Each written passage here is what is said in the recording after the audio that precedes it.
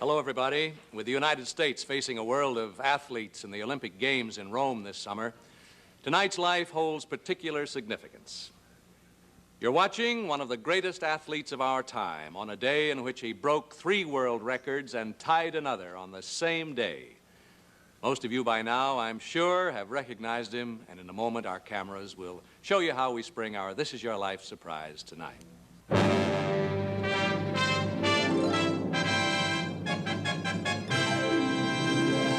This is Your Life, an American television tradition. And now, here he is again, Mr. This Is Your Life himself, Ralph Edwards. Thank you. Hello again. Now, just about an hour ago, the man whom you just saw on film came here to NBC to make what he thought was a videotape to be used in promoting the forthcoming Olympic Games to be held in Rome. The tape was actually made, and now he and the others involved are waiting in another studio to have the tape played back so they can see what happened. Let's all of us join them now, because something very strange is going to happen to that tape. Watch. Yeah, we're ready. All right, roll tape. Now, gentlemen, if you'll just watch right here, you'll be able to see the whole tape.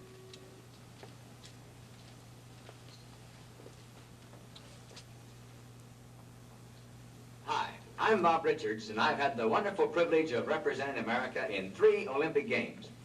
But I want you to meet tonight a fellow who has won 4 gold medals in the Olympic Games, perhaps the outstanding Olympic performer America has ever produced, Jesse Owens. Well, thank you very much, Bob. Jesse, wonderful to have you. Jesse Owens, 2 of you have been expecting me to make an appearance tonight. 1 of you has not. Which one? Yes, well, it's pretty obvious from the look on your face, Jesse, that you are the one, because tonight, Jesse Owens, the boy from the Alabama cotton fields who became a great Olympic champion and hailed as the top track performer since 1900, this is your life.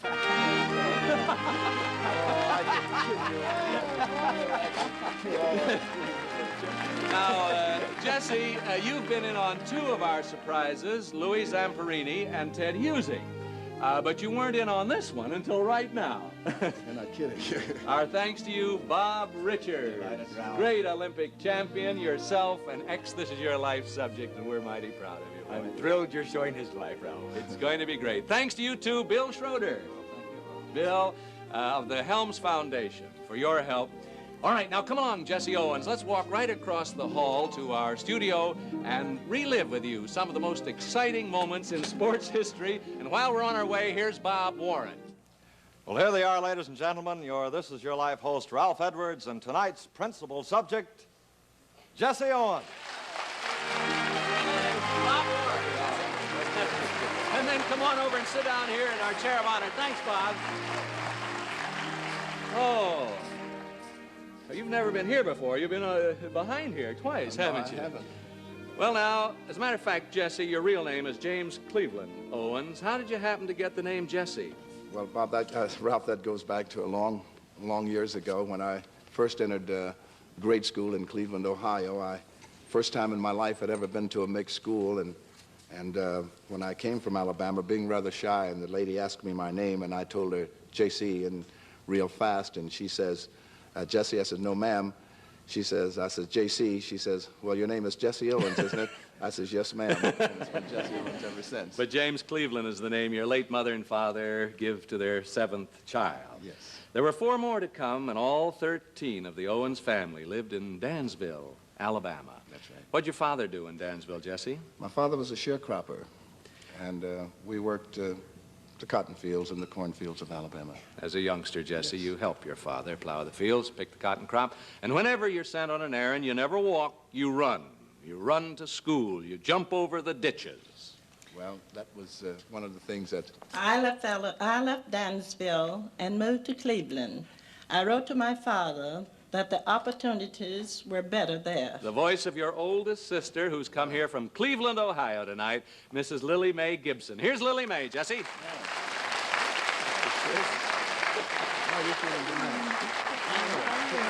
Now, let's see, Jesse was 9 years old when the Owens family moved to Cleveland, wasn't he, Miss Gibson? Yes, and Jesse was the best babysitter I ever had. He used to take care of Johnny, Norma, Rudy, and Helen, and though he was only 9 years old, he used to hold them on his lap and tell them wonderful stories. And when little Norma grew up to be a big girl and was graduating from junior high school, what did Jesse do, Miss Gibson? Jesse took his money he had earned from shoe shine job and bought her graduation dress. Thank you, Miss Gibson.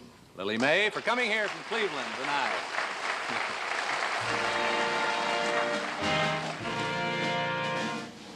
At a very early age, Jesse, you know what it means to work for an education. While you're attending the Bolton Grammar School in Cleveland, you work at Tony's Shoe Repair, and the thousands of pairs of shoes that you shined put you through 12 grades of school. That's right. And bought your niece's graduation dress. While you're at Fairmont Junior High School, you find time to try out for track. And who was your track coach at Fairmont, Jesse? A fellow by the name of Charles Riley. One day, Mr. Riley introduces you to the late Charlie Paddock, then known as the world's fastest human. That's right. He became my idol, too. Jesse, remember how I told Paddock if this lad would take track seriously, he would be in the Olympics someday. I was talking about you, Jesse. The voice of the man who was to be your real inspiration, Jesse Owens, from Sarasota, Florida, your first track coach, Charles Riley, and with him is his son, Charles. Oh, Coach, how are you? Oh, it's good to see you. Charlie, how are you? How you feeling? Fine. It's good to see you. Yeah, that's wonderful. Oh, God. Jesse, do you remember what Mr. Riley said to you after talking to Paddock? Well, he told me that I could be like this man, but there was one thing that I had to do. It meant work and a great deal of effort. And those are the things that I live by. And 8 years later, Jesse, you shatter Charlie Paddock's record in the Olympic and inherit the title, World's Fastest Human. But we're ahead of our story now because Mr. Riley, there were years of heavy training for Jesse before he was to become an Olympic champion, weren't there? Yes, I say so. I should say so, Alf. And I was proud to be a part of some of those years. Well, now, Thank you, Coach. Along with his high school coaches, you continue to work with Jesse when he went to East Technical High School in Cleveland, didn't you? Yes, and I saw him win the 1933 National Interscholastic Championships at the University of Chicago. Where you, Jesse, not only won the 100-yard dash in 9 4/10 seconds, equaling the adult world's record, but the 220-yard dash in 20 7/10 seconds, and the broad jump with an amazing leap of 24 feet, 9 5/8 inches as well. No wonder Jesse considers you his inspiration, Mr. Riley. One thing more, Alf, that I'm proud of, Jesse. When Jesse came back from the Olympics in 1936, he went to work, and one of the first things he did was to buy me a new car. Thank you again, Josh. Thank you, Charles Riley of Sarasota, Florida. Thank you, Charles, for accompanying your father out here. And all the time you're setting these records, Jesse, you're still shining shoes after school, on Saturdays and Sundays to help with the family finances. That's right. Jesse sure was a busy boy. You were boys together in Alabama, went to junior high and senior high school and to Ohio State University together, and were on the same Olympic team. Now teaching and track and field coach at Dunbar High School in Dayton, Ohio, Dave Albritton. Oh, no. Charlie, how you doing? Good to see you. Now, Dave, you were with Jesse when an honor of another kind was given him, weren't you? Yes, Ralph, you'd think that Jesse, with his many, many activities, would have, just wouldn't have had the time to worry about other people's problems. But knowing Jesse, he always thought of that. And, of course, out of the entire student body, he was chosen president of the student council. Jesse was a help to you, wasn't he, Dave? Oh, yes, very much so. While in school, you know, I was participating in many sports, football, basketball, track, and boxing. And it was Jess who encouraged me to concentrate on track and field.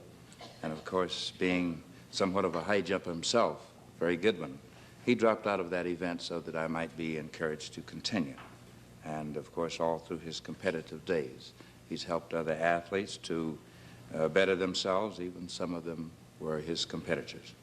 And Dave Albritton, you yourself set a world's record in the high jump while you were at Ohio State University and went on to place second in that event at the 1936 Olympic Games in Berlin. You two young boys from Dansville really made it. Thank you very much. Well, now, how you doing?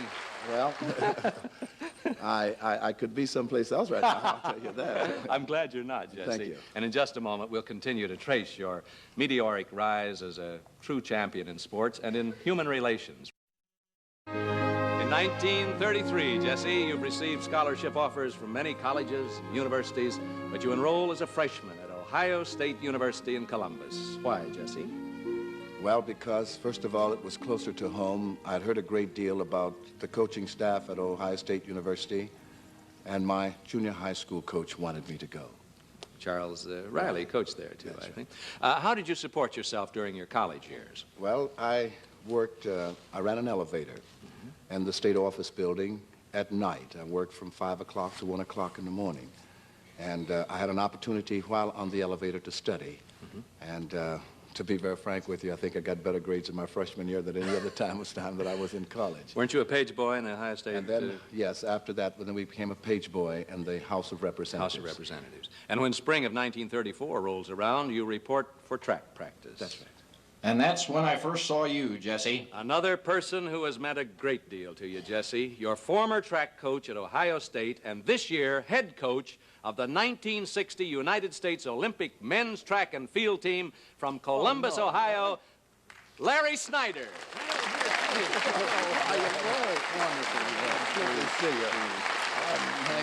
Job tonight, I'm telling you.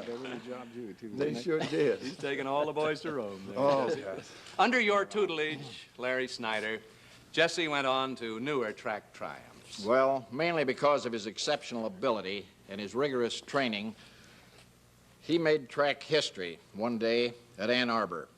It was the Big Ten track meet on May 25, 1935. And on that day, Jesse set 3 new world records and tied another one. And yet, he went into that track meet with a back so sorely injured from a fall earlier in that week that the Ohio State boys, his teammates, had to help him put on his track uniform. And remember, Jesse, when it was time for you to go down and get on your marks at the 100-yard dash, you could hardly do it. That's right. And I was debating about pulling you out of the race, scratching your name, and you wouldn't have been able to run. But when that starter said, "Get set," all Jesse's pains vanished. And it was in that 100-yard dash that Jesse again tied the world record of 9 4/10 seconds. Then came the broad jump, right, Larry? Yes, that broad jump that day was held out in the middle of the football field. They made a special place for Jesse, a grass runway, and all the crowd, the whole attention of the crowd was right on Jesse, and he asked the broad jump official if he wouldn't put a handkerchief, a white handkerchief out there 26 feet from the board. And then, forgetting all about this bad back and carrying it right with him, he took one leap and set a new world record. Jesse, that was a fabulous day. A world's record of 26 feet, 8 1/4 inches, which still stands after 25 years. And this is the only current world record to have stood up for that long. And following that masterful performance, Jesse, May 25th, 1935, at the Big Ten meet, you go on to set a world's record of 20 3/10 seconds in the 220-yard dash, and still another of 22 6/10 seconds in the 220-yard low hurdles, all within the space of 1 hour and 15 minutes. When the meet was over, how did the back feel, Jesse? They had to carry me upstairs. They really did, Ralph. Thank you, Larry Snyder, and good luck to you and your U.S. Olympic squad in the coming games in Rome. Thank you.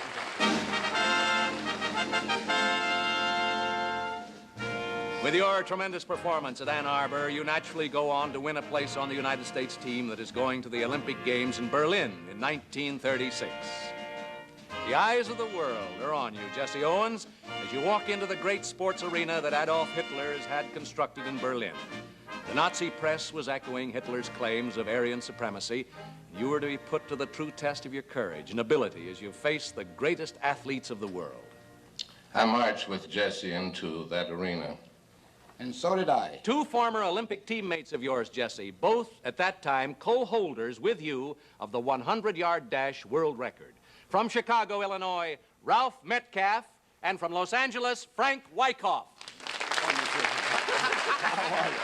I've been with this guy for 2 days. Boy, really real good. Now, all three of you, along with Foy Draper, who was killed during the war, were on the 400-meter relay team. Weren't you, Ralph Metcalf? Yes, and we were very proud to have been able to set a new world's record of 39 and 8/10 seconds in that event. And it was Jesse who was the leadoff man and passed the baton to me. Next, Foy Draper, and then you, Frank Wyckoff, carried that baton over the finish line. There was a great deal of tension when Jesse Owens was called for the finals of the running broad jump, wasn't there, Frank? There was indeed, Ralph.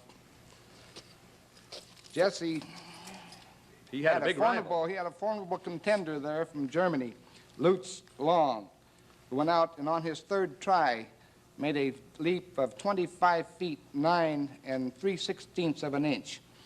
And then came Jesse's last jump, and with a look of determination on his face, you sprinted down that runway, Jesse, leaped high in the air and landed into the pit.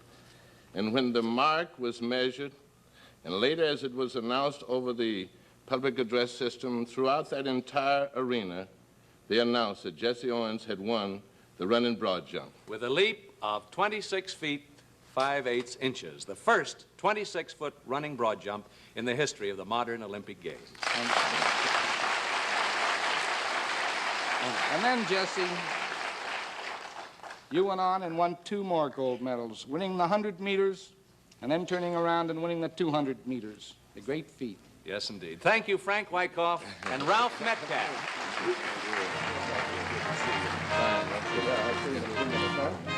On your return to the United States, Jesse, you're given a hero's welcome, and the ticker tape that floats through the air in the canyons of New York City is said to equal that accorded Charles Lindbergh. In 1937, you returned to Ohio State. And shortly afterward, begin a series of appearances. With whom, Jesse?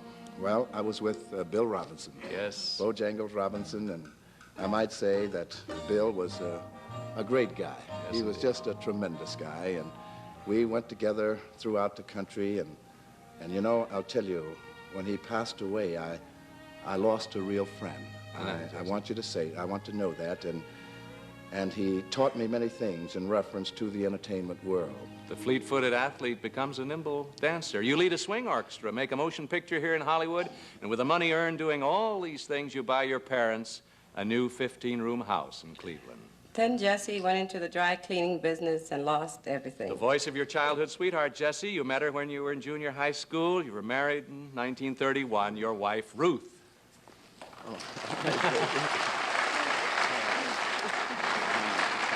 But even in the face of that financial disaster, you don't hold a guy like Jesse down, do you, Ruth? No, you don't. He went to work with the Civilian Defense Program and then later joined the Illinois Athletic Commission as secretary. But in 1955, you resigned that post to do what, Jesse? I went to work for our youth commission at that time. We have quite a commission, and we have studied your commission out here and the commission in New York. This was a goodwill tour of India for the State Department. Well, first of all, I might say that first we went on the goodwill tour of the Far East. We visited India, Malaya, and the Philippine Islands. Ruth, what did this entail? You've heard Jesse speak of it. Well, it entailed training of Indian athletes, speaking at schools all over India, charming the people. Yes. And there was a commercial firm there that gave Jesse $1,000 for the use of his name. And he, in turn, turned it over to the athletic department of India to be used for worthy Indian athletes. For the past 8 years, Jesse, you've been doing public relations work for Leader Cleaner in Chicago. You've reached a new pinnacle in your life now, Jesse Owens, higher perhaps than even 4 gold medals at the 1936 Olympics, higher even than the 3 world marks broken in one tide at Ann Arbor in 1935. Today, you're dealing with records that don't appear in the annals of the Olympics or the AAU. These are the records of boys off to a false start whom you've gotten back on the track in your capacity as sports specialist with the Illinois Youth Commission that you were talking about. Now, in just a moment, Jesse Owens, we'll meet one of the youngsters whom you've helped. It's your belief, Jesse Owens, that a boy interested in sports is a boy who won't get into trouble, right? That's very true, Ralph. Recently, you established a program of sports clinics in Illinois where top-name athletes give instruction to groups of boys. And your junior sports jamboree, a junior-size Olympic Games, has attracted each year over 1,800 youngsters. I guess that I could have been one of the juvenile delinquents that you read about in the papers if it hadn't been for Jesse Owens. The voice of a young man whom you've helped, Jesse. From Chicago, here's John Hickman. Oh, yes. How you doing? John, tell us how Jesse changed your life. Well, I came from a broken home, and as a youngster, I had few opportunities to find the guidance that would mold me into a useful citizen. And I first met you, Mr. Owens, at the Southside Boys Club. That's right. Where you gave me a job and helped to build my character by teaching me good sportsmanship and fair play. But Jesse didn't stop there, did he, John? No, sir, he did not. He was instrumental in securing a position for me at Contractors Furniture and Carpet Company in Chicago, where I started as a sample boy and worked myself up to an executive position there, controlling the carpet schedule installation. And Mr. Owens, I just want you to know you've been a help to hundreds and hundreds of boys, and on behalf of all of them, I just say thanks. Thank you. This guy's making more money than I am. Thank you, John Hickman. Right after the show, Jesse, there'll be a party in your honor at the Hollywood Roosevelt Hotel where accommodations have been provided for your friends and family. Actually, your family consists of yourself and Ruth and your 3 daughters. Marlene, who is going to your alma mater, Ohio State. Gloria, Mrs. Malcolm Hemphill, who is teaching in Chicago. Beverly, Mrs. Donald Prather with the Southside Bank in Chicago, and your granddaughter, Donna Prather. Pick her up and put her right on your lap over there if you want, Jesse. These gold cufflinks for you and this gold charm bracelet for Ruth are provided as mementos of this night by Marshall Jewelers at 5th Avenue, New York. Also, we want you to have this 16mm electric eye movie camera and this 16mm sound projector, both furnished by Bell & Howell. And we have for you, too, a film of tonight's program. Now, you have a daily early morning radio show on WAAF Chicago, and to help you record some of the material that you use on this show, RCA Sales Corporation would like to provide you with this RCA portable tape recorder with speaker, and for your home, RCA Victor would like to provide you with this Kenbridge color television with wireless Wizard electronic remote control, hand tuner with non-breakable impact case, all from RCA Sales Corporation. May 25th of this year will be the 25th anniversary of your record-breaking feat at Ann Arbor, Michigan, Jesse. On that day, a banquet is being held in your honor in Chicago, and an announcement will be made of the Jesse Owens Foundation, an organization which will provide college scholarships to any worthy male or female track athlete. Now, to help get the Jesse Owens Foundation off to a good start, we'd like to present you with this check for $1,000. Now, Bob Richards, come on up here, pal. Now, what do you have to say about Jesse Owens here, Bob? Well, Jesse, as you have often said, if when a man achieves success, he can't reach back and lend a helping hand to someone less fortunate than he is, then all his own success is in vain. Jesse, you've reached back many times, and thanks to you, many a boy is made a better man. This is your life, Jesse Owens. Thank you, good night, and God bless you.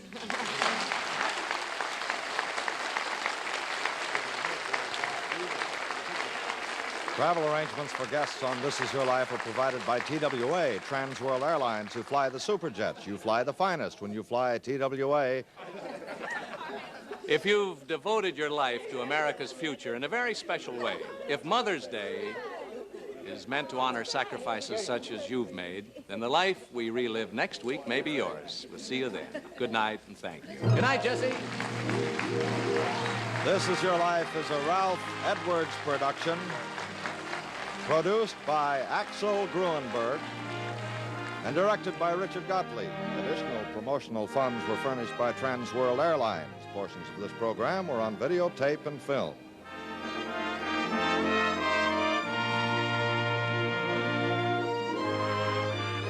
Be sure to see Wells Fargo Monday evenings on most of these same stations.